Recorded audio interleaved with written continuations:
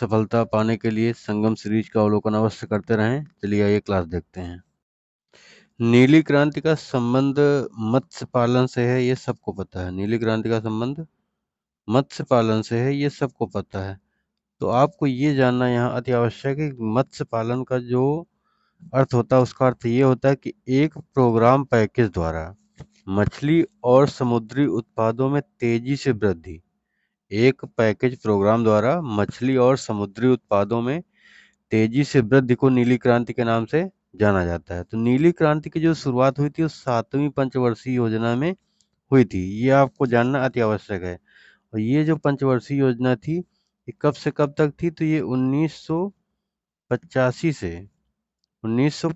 से 1990 के मध्य में क्रियान्वित की गई थी। ठीक है, इसके दौरान सरकार ने फिश फार्मर्स डेवलपमेंट एजेंसी को प्रायोजित किया था।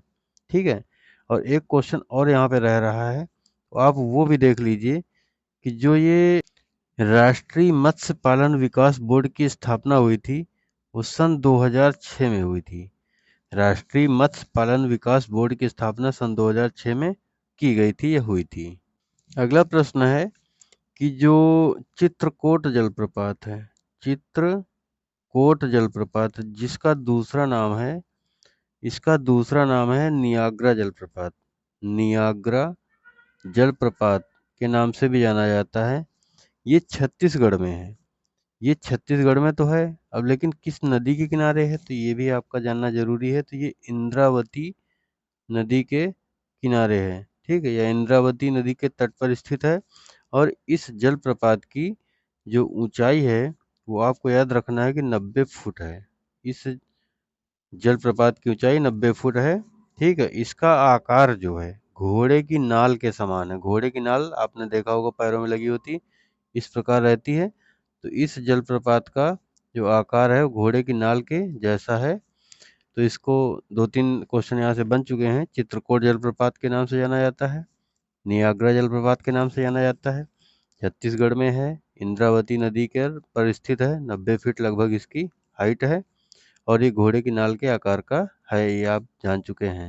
अगला हमारा प्रश्न है, जो कुमायूं हिमालय है, कुमायूं हिमालय है, जो कुमायूं हिमालय है, वो पर्वतों के 4 क्षैतिज विभाजनों में से एक है। पर्वतों के जो 4 क्षैतिज विभाजन होते हैं उसमें से एक है। कौन? कुमायूं हिमालय। तो कुमायूं हिमालय है कहाँ पर स्थित कहाँ पे है? तो वो आपको याद रखना है कि कुमायूं हिमालय जो हमारा है वो सतलुज और काली नदी के मध्य में लगभग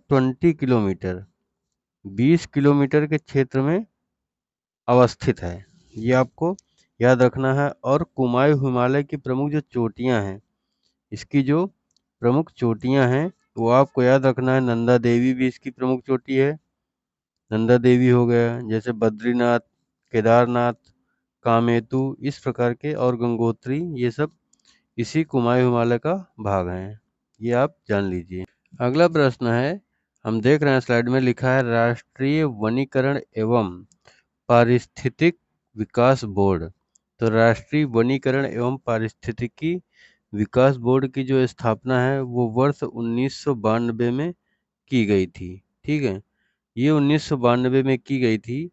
तो अगला प्रश्न यहाँ से हमारा बन रहा है, तो आप याद रखिए कि 5 जून 1972 को 5 जून 1972 को स्टॉकहोम में हुए प्रथम मानव पर्यावरण सम्मेलन में, स्टॉकहोम में हुए प्रथम मानव पर्यावरण सम्मेलन में 5 जून को ही क्या किया गया था? सबको पता है, विश्व पर्यावरण दिवस 5 जून को मनाया जाता है। तो ये जो विश्व पर्यावरण दिवस मनाने की शुरुआत हुई थी, ये 1972 से ही हुई थी। ठीक है, क्योंकि जो स्टॉकहोम में प्रथम मानव पर्यावरण सम्मेलन हुआ था, उसमें 5 जून को विश्व पर्यावरण दिवस की संज्ञा दी गई है। सांख्यिकी दिवस इंडिया में आपको पता है 29 जून को मनाया जाता है। ये क्यों मनाया जाता है? जो प्रसिद्ध स्टैटिस्टिक्स थे हमारे अपने इंडिया में, अर्थशास्त्री थे, पीसी महालनोबिस, नाम तो पता ही होगा, पीसी महालनोबिस, मोस्ट ये पॉपुलर पर्सन है। तो इनके जन्म दिवस पर पीसी महालनोबिस, ठीक है, इनके जन्मदिन के अवसर पर ये 29 जून को सांख्यिकी दिवस मनाया जाता है। अगला बेहतरीन प्रश्न है, अंतर्राष्ट्रीय मातृभाषा दिवस कब मनाया जाता है? तो अंतर्राष्ट्रीय मातृभाषा दिवस 21 फरवरी 21 फरवरी को मनाया जाता है। इस बार यूपी पुलिस के एग्जाम में ये मोस्ट इम्पॉर्टेंट है। आप समझ रहे हैं क्यों इम्पोर्टेंट है, क्योंकि फरवरी में ही एग्जाम है। तो अंतर्राष्ट्रीय मातृभाषा दिवस 21 फरवरी को मनाया जाता है, ये आपको याद रखना है, ठीक है। इसका जो उद्देश्य होता है, उसका उद्देश्य विश्व में भाषाई एवं सांस्कृतिक विविधता एवं बहुआंकिता को बढ़ावा देना है। भारतीय सब्जी शोध संस्थान मतलब इंडियन इंस्टीट्यूट ऑफ वेजिटेबल, भारतीय सब्जी शोध संस्थान की स्थापना 1999 में की गई थी, ठीक है। जो इसका हेडक्वार्टर है, इसका हेडक्वार्टर कहाँ है? बनारस वाराणसी में है, ठीक है। आपको पता होगा या नहीं पता तो जान लीजिए, बुक्सा जो जनजाति है, बुक्सा, इसका दूसरा नाम, इसको कहीं कहीं भोक्सा भी लिखा मिल जाता है। तो जो ये जनजाति है, ये कहाँ की है? तो ये यूपी में जो बिजनौर जिला है, ठीक है, यूपी में बिजनौर में पाई जाती है। तो आपको याद रखना है कि बुक्सा जनजाति का संबंध यूपी में बिजनौर से है। और बुक्सा जनजाति विकास परियोजना, बुक्सा जनजाति विकास परियोजना का जो स्टार्ट मतलब इसकी स्टार्टिंग है 1983-84 में की गई थी। तो इसके संबंध में जो परियोजना बनाई गई थी, 1983-84 में बनाई गई थी। बाकी इसका नाम हमने बता दिया है, बुक्सा है, भुक्सा, यूपी में बिजनौर में पाई जाती है। अगला प्रश्न है, यह आपको जान लेना आवश्यक है कि यूपी को कितने कृषि जलवायु क्षेत्रों में बांटा गया है? यूपी को कितने कृषि एवं कृषि जलवायु क्षेत्रों में बांटा गया है? ये आपके लिए बहुत इंपॉर्टेंट क्वेश्चन है, ध्यान से याद रखिएगा इसको। तो यूपी को कृषि जलवायु क्षेत्रों में कितने कितने जलवायु क्षेत्रों में बांटा गया है? तो कृषि जलवायु क्षेत्रों में 9 में बांटा गया है यूपी को। और उसका आधार क्या है बांटने का? तो इनको बांटने का आधार है वर्षा एवं मृदा। तो आपको यहाँ याद रखना है कि यूपी को वर्षा एवं मृदा के आधार पर, ठीक है, फिर से सुनिए, यूपी को वर्षा एवं मृदा के आधार पर 9 कृषि जलवायु क्षेत्रों में बांटा गया है, ठीक है। अगर इनमें से नाम याद करना चाहते हैं तो हम आपको नाम बता सकते हैं, नाम आप देखिए, ये हैं।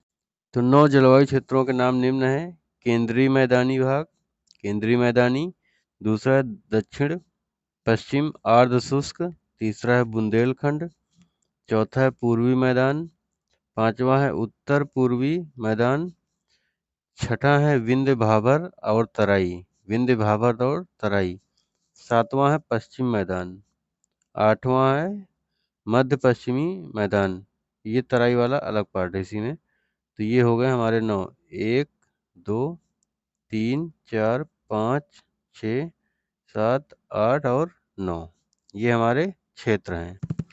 सबको पता है वर्तमान में भारतीय संविधान में कुल 22 भाग हैं, कुल 22 भाग हैं, सबको पता है। जिसमें से आज हम आपको बताएंगे भाग 9। जो भाग 9 है, इसको वर्ष 1992 में 1992 में 1992 में जो 73वां कॉन्स्टिट्यूशन अमेंडमेंट हुआ था, 73वां संविधान संशोधन हुआ था, उसके द्वारा जोड़ा गया था। तो इसमें पंचायती राज व्यवस्था से संबंधित प्रावधान किए गए हैं, ये आपको याद रखना मोस्ट इंपॉर्टेंट है। तो कुल 22 भाग हैं, जिसमें से 9वां भाग वर्ष 1992 में 73वें संविधान संशोधन द्वारा जोड़ा गया है। और इसमें क्या प्रावधान किया गया? इसमें पंचायती राज व्यवस्था से संबंधित प्रावधान किए गए हैं, पंचायती राज व्यवस्था से संबंधित प्रावधान किए गए हैं। तो भाग 9 तो ये हो गया। उसके अलावा एक और है, जो 73वां संविधान संशोधन ही हो गया। तो 1992 में ही 74वां संविधान संशोधन भी हुआ था, ठीक है। तो 1992 में ही 74वां संविधान संशोधन भी ही हुआ था, ये मतलब 1992 में हुआ था। और इसमें क्या हुआ था? तो इसमें भाग 9A जोड़ा गया था, इसमें भाग 9A जोड़ा गया था। तो 9A में हुआ क्या है, ये था, तो इसमें नगर पालिकाओं से संबंधित प्रावधान है, नगर पालिकाओं से संबंधित, ठीक। तो अब आपको समझ में आ गया होगा कि नगर पालिकाओं से संबंधित प्रावधान किसमें? भाग 9A में। वो 74वां संविधान संशोधन है, वर्ष तो सेम है 1992 दोनों में है। जो भाग 9 है उसमें पंचायती राज से संबंधित प्रावधान है, वो 73वां संविधान संशोधन है। और टोटल भागों की संख्या 22 है। अगला प्रश्न है, ध्यान सुनिएगा। तो बॉक्स बाक्स अर्थात अप्सनीय बाक्स क्या है? किसानों को जो मिलने वाली सब्सिडी होती है, तो किसानों को मिलने वाली सब्सिडी को बाक्स के रूप में जाना जाता है। इन्हें 3 समूहों में बाँटा गया है। 3 समूहों में बाँटा गया है।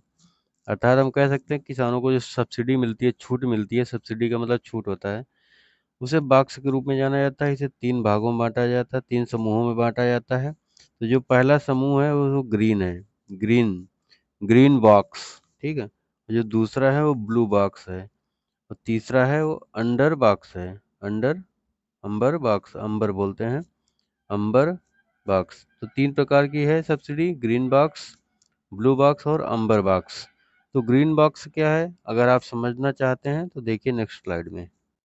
जो ग्रीन बॉक्स जो सब्सिडी होती है, इसके अंतर्गत दी जाने वाली सब्सिडी सामान्यतः व्यापार में विकृत नहीं पैदा करती है। तो व्यापार में विकृत नहीं पैदा करती है या फिर न्यूनतम विकृत पैदा करती है, मतलब बहुत हल्की सी दिक्कत आती है या तो दिक्कत नहीं आती है, ठीक है?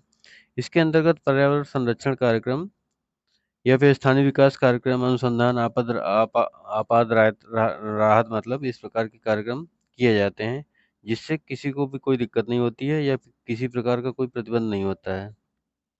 जो ब्लू बॉक्स सब्सिडी होती है, इस बॉक्स के तहत उस आर्थिक सहायता को कहा जाता है जो कृषक जो उत्पादक होते हैं उसमें मात्रात्मक कमी लाने के लिए, जो कृषक उत्पाद होते हैं उसमें थोड़ी बहुत मात्रात्मक कमी लाने के लिए उनकी हेल्प मतलब सरकार द्वारा की जाती है कि इतनी कमी आप ले आओ, उनको बताया जाता है। ठीक है? और जो अंबर बॉक्स सब्सिडी होती है, इसके अंतर्गत ब्लू और ग्रीन में जो सब्सिडी नहीं दी जाती हैं, इसके बाकी सब्सिडियाँ इसमें आ जाती हैं। अर्थात ब्लू में जितनी आई, ग्रीन में जितनी आई, उसके अलावा सब अंबर बॉक्स सब्सिडी में आ जाती हैं। अगला बहुत नॉर्मल सा प्रश्न है, जो चैत्र है महीना, चैत्र। तो इसके बारे में आपको याद रखना है कि भारतीय राष्ट्रीय पंचांग का प्रथम महीना होता है। ये एग्जाम में पूछा गया प्रश्न है, इसलिए बता दिया कि जो भारतीय राष्ट्रीय पंचांग है उसका फर्स्ट महीना चैत्र होता है, ठीक है? और जो इसको अपनाया गया था वो 22 मार्च 1957 से अपनाया गया था और ये वाक संवत पर आधारित है, वाक संवत पर आधारित है और ग्रिगोरियन कैलेंडर के साथ साथ इसी दिन अपनाया गया था। अर्थात ग्रिगोरियन कैलेंडर जो है 22 मार्च 1957 को ही अपनाया गया था। कुछ क्वेश्चन है, जैसे जैसे कहा जाता है मौसम संबंधी घटनाएं कहाँ होती हैं, तो ये आपको उस प्रकार के क्वेश्चन बता रहे हैं, ध्यान सुनिएगा। तो पहला प्रश्न है, ये जो क्षोभ मंडल है ये है क्या? इसका दूसरा नाम ट्रोपोस्फियर के नाम से भी कभी कभी कभी क्वेश्चन आ जाते हैं। तो वायुमंडल की सबसे निचली परत होती है, ठीक है? सबसे निचली परत होती है, ठीक है? इतना याद करिए। और सभी मौसम संबंधी घटनाएं जैसे कौन सी? कोहरा, जैसे कोहरा, बादल या फिर ठंड पड़ती है, बारिश, तूफान इत्यादि, ये सब घटनाएं क्षोभ मंडल तक ही सीमित हैं, ठीक है? ये याद रखना है। इसमें एक चीज और याद रखनी है, इस परत में ऊंचाई के साथ साथ इस परत में ऊंचाई के साथ साथ तापमान में गिरावट आती है, जो कितनी आती है? 6.5 प्रति 1000 मीटर की दर से घटता है, ठीक है? 6.5 प्रति 1000 मीटर या 6.5% तापमान घटता है, डिग्री सेल्सियस तापमान घटता है 1 किलोमीटर जाने पर। अगला प्रश्न है H2SO4। तो H2SO4 को सल्फ्यूरिक एसिड कहा जाता है। और ये हम क्यों बता रहे हैं? क्योंकि इसका प्रयोग होता है कार की बैटरी में। तो सीधा सीधा आपसे प्रश्न पूछेगा कि कार की बैटरी में किसका प्रयोग होता है? तो कार की बैटरी में सल्फ्यूरिक अम्ल या सल्फ्यूरिक एसिड का प्रयोग होता है। उसका फार्मूला H2SO4। आलू के चिप्स जो पैकेट में मिलते हैं दुकानों में, और आप सब लोगों ने खाया होगा, तो हमें ये बताना, जो चिप्स के जो पैकेट होते हैं उसमें नाइट्रोजन गैस भरी जाती है, नाइट्रोजन गैस भी डाली जाती है, नाइट्रोजन गैस भी डाली जाती है, ठीक है? नाइट्रोजन गैस क्यों डाली जाती है? क्योंकि ये रंगहीन है, गंधहीन है और स्वादहीन गैस होती है, ये निष्क्रिय गैस है, ठीक है? तो चिप्स में डाल दी जाती है उसी के साथ। अब नाइट्रोजन गैस भरने का एक प्रमुख कारण ये है कि जो नाइट्रोजन गैस हमने बताया ना, स्वादहीन, गंधहीन, रंगीन है, तो इसको डालने से जो अंदर की चिप्स रहती हैं वो कुरकुरे बनी रहती हैं, कुरकुरे बने रहते हैं। क्यों कुरकुरे बने रहते हैं? कुरकुरे इसलिए बने रहते हैं क्योंकि जो ऑक्सीजन गैस है, ऑक्सीजन गैस जो भरी जाती है बहुत जल्दी क्रिया कर लेती दूसरे से, अगर सिर्फ ऑक्सीजन भरी जाएगी। तो इसमें नाइट्रोजन गैस इसलिए भरी जाती है क्योंकि अन्य से क्रिया नहीं करती, निष्क्रिय है। जब क्रिया नहीं करेगी तो जिस रूप में भरा जाएगा उसी रूप में लगभग बने रहेंगे जब तक छेद नहीं हो जाएगा उसमें पैकेट में। तो नाइट्रोजन गैस भरी जाती है कुरकुरे वाले पैकेट में, ये आपको जान लेना अति आवश्यक है। और नाइट्रोजन गैस भरने का एक फ़ायदा और है कि इसमें जल्दी से ये चिप्स टूटते नहीं है, क्योंकि गैस भरी रहती तो दबाव बना रहता है।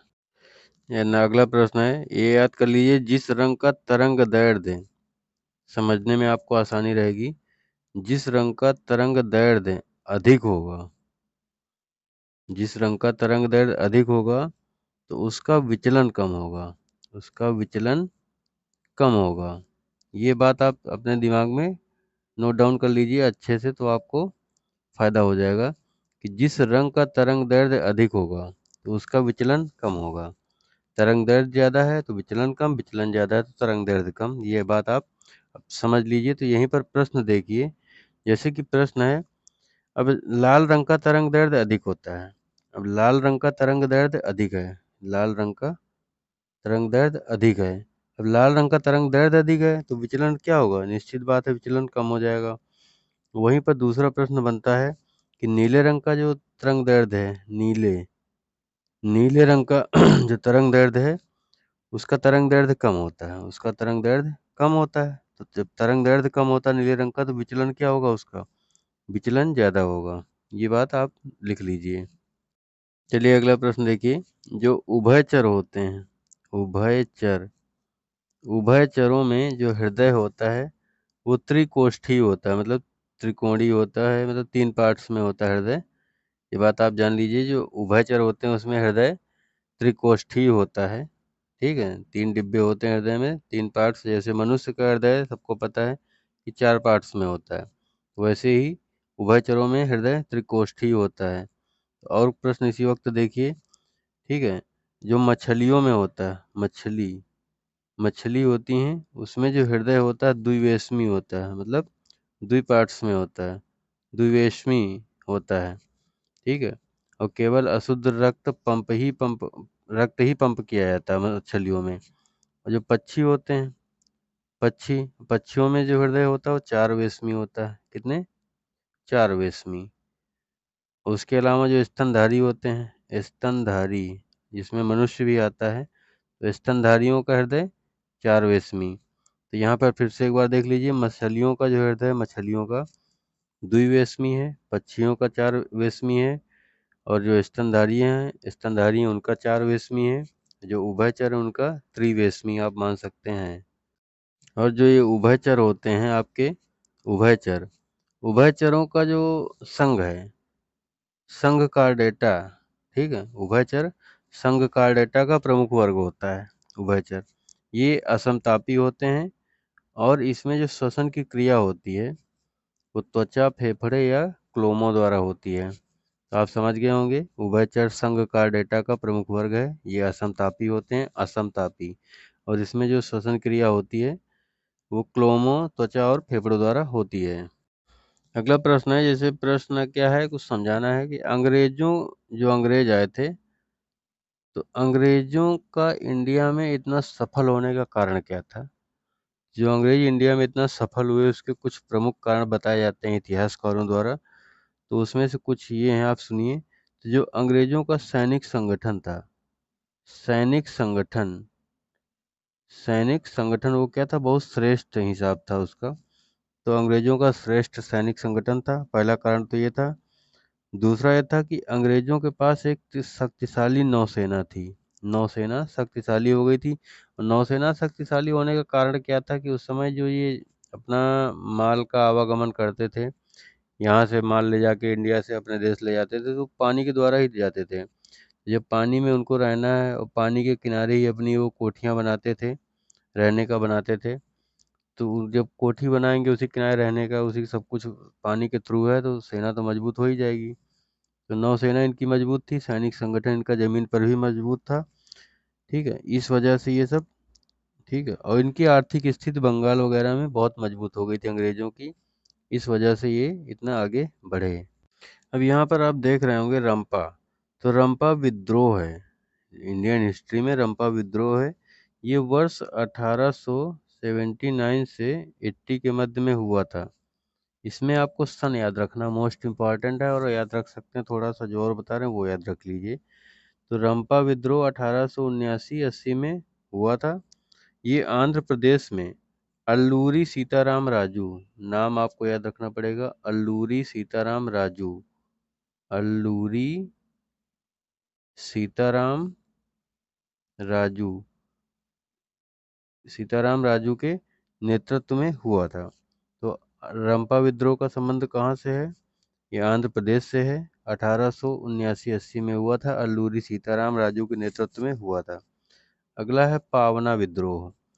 पावना विद्रोह 1873 से 76 के मध्य चला। 1873 से 76 के मध्य पावना विद्रोह चला। ये बंगाल में काश्तकारों द्वारा किया गया था। कहाँ किया गया था?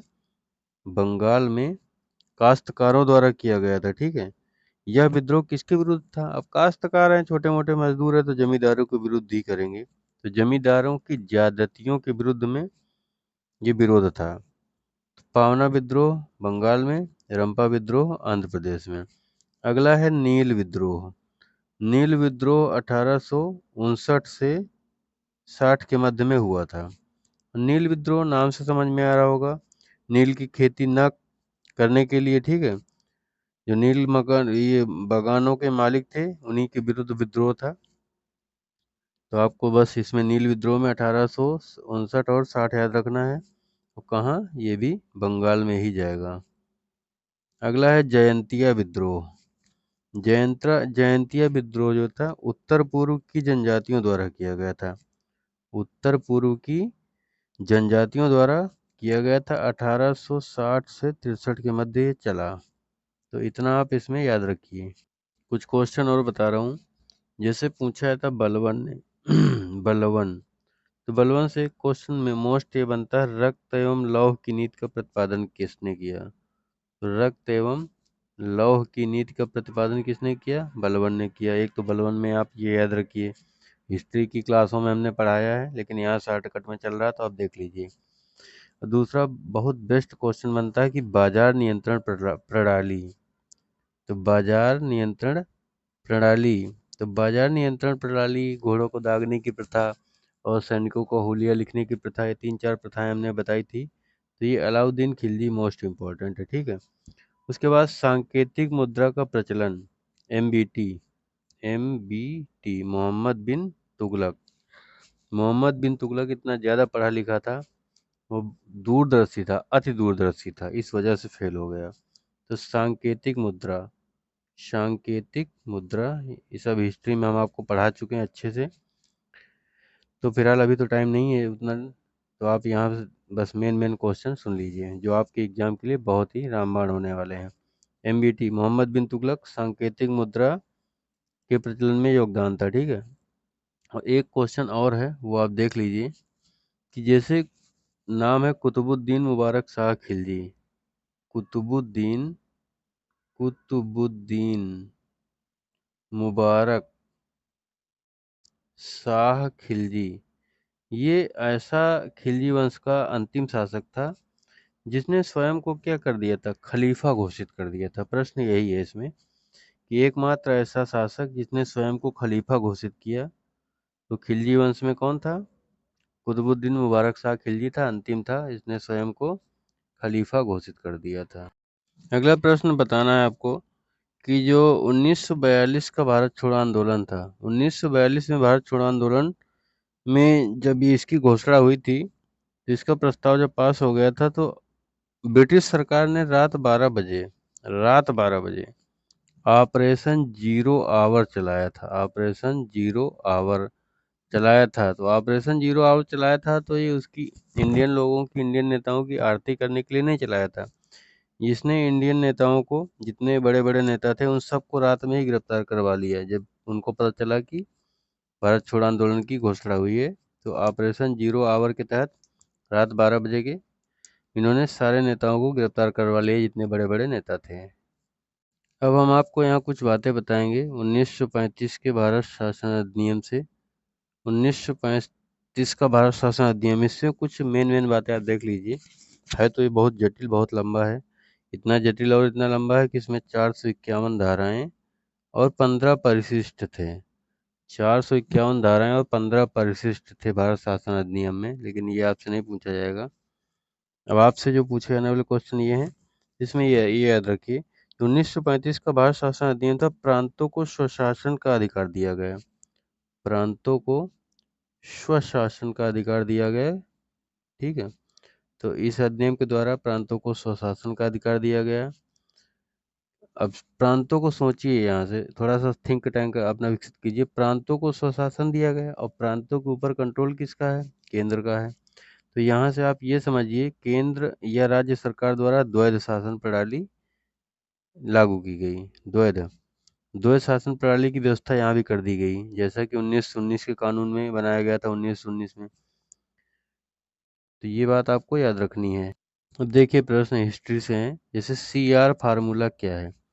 CR फार्मूले का अर्थ है श्री राजगोपालाचारी। तो राजगोपालाचारी फार्मूला भी इसको कहा जाता है, राजगोपालाचारी फार्मूला भी कहा जाता है। तो ये फार्मूला जो था वो कांग्रेस एवं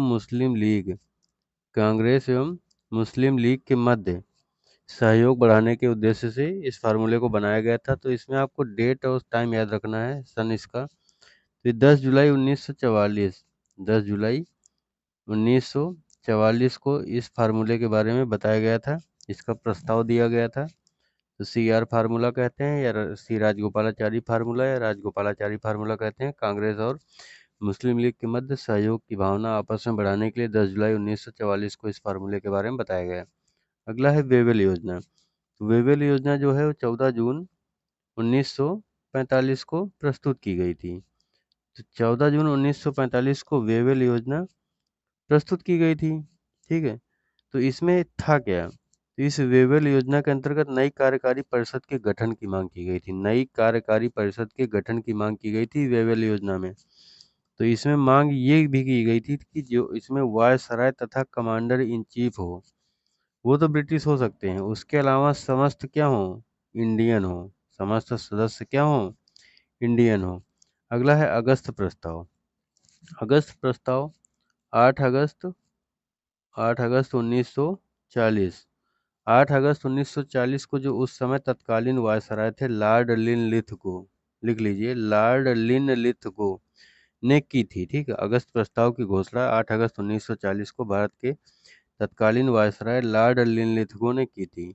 लॉर्ड लिनलिथगो ने की थी। तो उन्होंने सर्वप्रथम ये बात कही थी कि भारतीयों के लिए स्वयं का संविधान होना चाहिए। उन्होंने ही ये बात कही थी कि भारतीयों के लिए स्वयं का संविधान होना चाहिए। अगला है क्रिप्स प्रस्ताव। जो क्रिप्स प्रस्ताव है विंस्टन चर्चिल, ठीक है, ब्रिटिश प्रधानमंत्री का नाम आता है विंस्टन चर्चिल।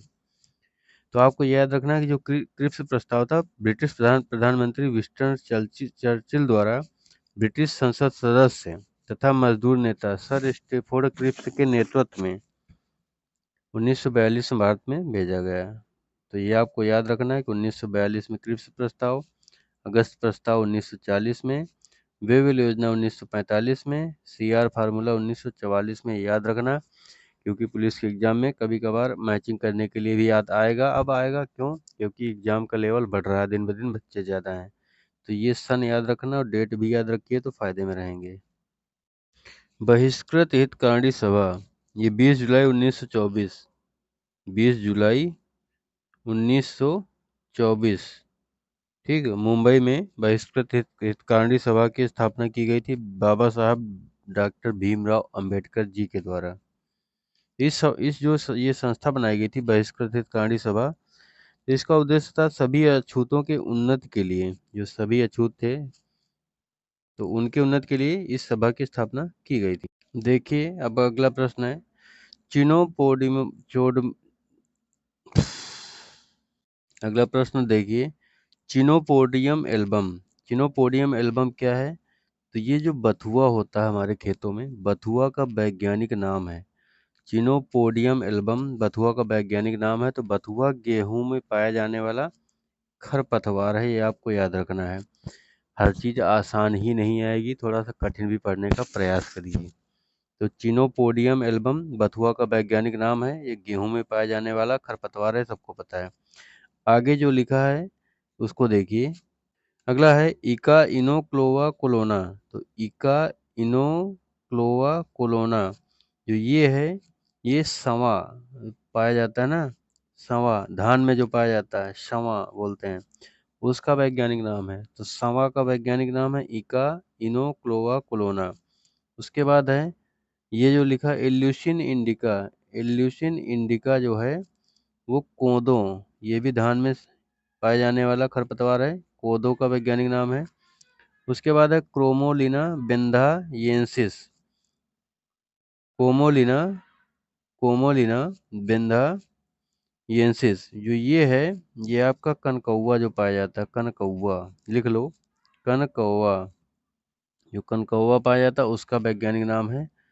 और जो ये साइप्रस लिखा है, साइप्रस है मोथा जो पाया जाता है, मोथा का वैज्ञानिक नाम है। तो आपको यहाँ से एक बात ये नोट डाउन करनी है, साफ साफ बता रहा हूँ, जो ये हैं इतने चार, ये इका इनोक्लोआ कोलोना, इल्यूसिन इंडिका, कोमोलिना बेंधायेंसिस और साइप्रस, ये चार जो हैं ये धान में पाए जाने वाले खरपतवार हैं।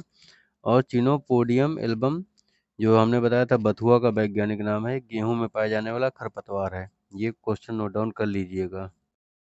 अगला है रबी की फसल। तो जो रबी की फसलें होती है वो आप याद रखिए, कुछ बता रहा हूँ, बताया तो पहले भी है। जौ, गेहूं, अलसी और सरसों, जो ये हैं सरसों, ठीक है, तो ये हैं, ये आपको पता होगा कि सर्दियों के, जो इनकी बुआई होती है सर्दियों का मौसम शुरू होने से पहले की जाती है, ठीक। तो आपको ये सब नहीं याद रखना, इसमें याद रखना ये नाम बताया, जौ, गेहूं, अलसी और सरसों। तो इनका जो फसल चक्र वो याद रखना है कि अक्टूबर से मार्च है, अक्टूबर से मार्च है, ठीक। अगला है खरीफ। इसी वक्त देख लीजिए, जो खरीफ होते हैं, खरीफ फसल है, इनका जो फसल चक्र है जुलाई से अक्टूबर, फसल चक्र है खरीफ का जुलाई से अक्टूबर। तो फसल चक्र इनका कब है, जुलाई से अक्टूबर है खरीफ का। और खरीफ की जो फसलें हैं जैसे चावल, मक्का, ज्वार, कपास और तिल, ये आपको याद रखना है, पूछे जाते हैं प्रश्न, इसलिए बता रहा हूँ। अगला है जायद। इसी वक्त देखिए जायद। तो जायद की जो फसल होती है वो मार्च से अप्रैल के मध्य में बोई जाती है, मार्च से अप्रैल के मध्य। तो उसमें क्या क्या आता है, तरबूज, ककड़ी, खीरा और खरबूज, खरबूज, खरबूजा पता है, ठीक। जो सूर्यमुखी का पौधा वो सभी मौसम में बोया जा सकता है, तो उसकी बात ही मत करो। कर्क रेखा को 2 बार काटती है, बता चुके हैं, कितनी बार बताया, कर्क रेखा को 2 बार काटती है माही नदी। और अगर आपसे पूछता है कि कर्क रेखा को माही नदी तो 2 बार काटती है, लेकिन काटती कहाँ पे है, तो काटती कहाँ है, राजस्थान में 2 बार काटती है। ये बात आपको याद करना है। जो महान विभाजक वर्ष के रूप में जिस वर्ष को जाना जाता है वो वर्ष 1921 है। तो वर्ष 1921 को भारतीय जनसांख्यिकी इतिहास में महान विभाजक वर्ष के रूप में जाना जाता है। अगर आपसे पूछ लेता तुलबुल परियोजना किस राज्य में है, तो ये जम्मू एंड कश्मीर में झेलम नदी पर है, ये आपको याद रखना है। अगला प्रश्न है जैसे रिहंद। तो रिहंद जो बांध है, रिहंद बांध वो कहाँ है, तो यूपी में सोनभद्र जिले में, ठीक। यूपी में सोनभद्र जिले में रिहंद नदी पर बना है, यूपी में सोनभद्र में रिहंद नदी पर बना है। अगला है हीराकुंड बांध। हीराकुंड बांध, महानदी हीरा महान होता है, मैंने बताया है पीछे, पढ़ाया है। तो हीरा कुंड महानदी पर, और कहाँ है महानदी, उड़ीसा में। अगला है तुंगभद्रा। तुंगभद्रा जो परियोजना है, तुंगभद्रा जो परियोजना है भारत की एक प्रमुख नदी घाटी परियोजना है। तो आपको याद रखना ये कर्नाटक राज्य में है, कर्नाटक और आंध्र प्रदेश का संयुक्त उपक्रम है, कर्नाटक और आंध्र प्रदेश का संयुक्त उपक्रम है, तुंगभद्रा नदी पर ही है। मैथान बांध, मैथान बांध जो है दामोदर नदी की एक सहायक नदी पर स्थित व्यवस्था है इसकी, ठीक, याद रखना। तो मैथान बांध दामोदर नदी की एक सहायक नदी बराकर पर स्थित है, कहाँ, बराकर पर स्थित व्यवस्था की गई है, परियोजना है। अगला है एनजीटी। एनजीटी के बारे में जानिए। इसका पूरा नाम है national green tribunal. National green tribunal, राष्ट्रीय हरित प्राधिकरण। ठीक है, इसकी जो स्थापना है 2010 में हुई। एनजीटी, इसका एक्ट भी 2010 का ही है। ठीक है, अब एनजीटी में काम ये होता है, जैसे कहीं प्रदूषण ज़्यादा हो रहा है किसी महानगर में, तो एनजीटी वहाँ वर्क करता है। ये उस महानगर या उसके अपना जो भी सिस्टम होता है उनके ऊपर एक बहुत बड़ा टैक्स लगाती है। बहुत बड़ा मतलब क्या बोलते हैं उसको, टैक्स क्या बोलते हो आप, मान लो पेनाल्टी उनके ऊपर लगा देती है। तो एनजीटी का काम यही है। वन अनुसंधान संस्थान इंडिया में कहाँ है? देहरादून में है। देहरादून में है, ये आपको याद रखना, पूछा जाता है क्वेश्चन, है आसान लेकिन पूछा बहुत जाता है। तो वन अनुसंधान संस्थान देहरादून में है। वर्ष 1906 में इसको इंपीरियल वन अनुसंधान के रूप में स्थापित किया गया था। ठीक है, चलिए अगला प्रश्न देखते हैं। भारत की जो मुख्य भूमि की तटीय लंबाई है, भारत में मुख्य भूमि की तटीय लंबाई वो 6100 मतलब 6100 किलोमीटर है। और भारत में जो गुजरात राज्य है उसी की तट रेखा सबसे लंबी है, ये तो सबको पता है। तो गुजरात राज्य की जो तट रेखा वो सबसे लंबी है गुजरात की, ये सबको पता, नॉर्मल क्वेश्चन है। अगला है भारत के जो ये कुल समुद्री तट की लंबाई होती है, भारत में कुल समुद्री तट की लंबाई कितनी है ये आपको याद रखना है। इसकी जो कुल लंबाई है 7516.6 किलोमीटर। पॉइंट में ही याद रखना है आपको।